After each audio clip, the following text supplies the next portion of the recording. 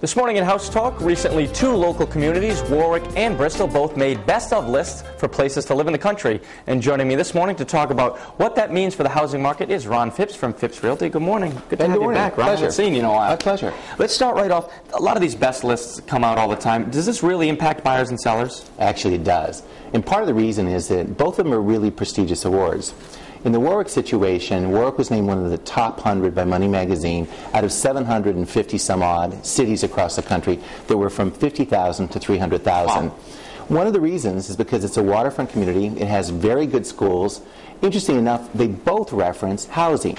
Warwick has a great range of housing, lots of kinds of housing, and lots of price brackets. It also has the largest retail section, in the entire state.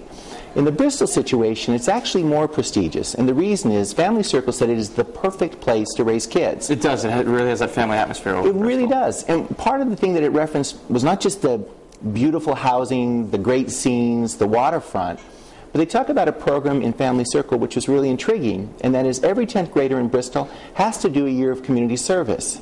Oh, it's wow. just a really neat tradition about creating a community. Kind of giving back to the community. Absolutely. So everybody feels like they're a part of it. To your question directly, yes, these recognitions affect value because they draw spotlights on these communities. So particularly relocation buyers, but also buyers within the area look and say they've got something special going on. And that draws buyers into the market that buy the houses, and ultimately not just stabilize values, but can increase the values. Now, you wanted to touch on this. We actually talked about businesses kind of struggling in Rhode Island. Is this something that I'm surprised that these surveys weren't really affected by something like that? Well, they don't look at the business environment in terms of evaluating perfect places to live. They look about the quality of life.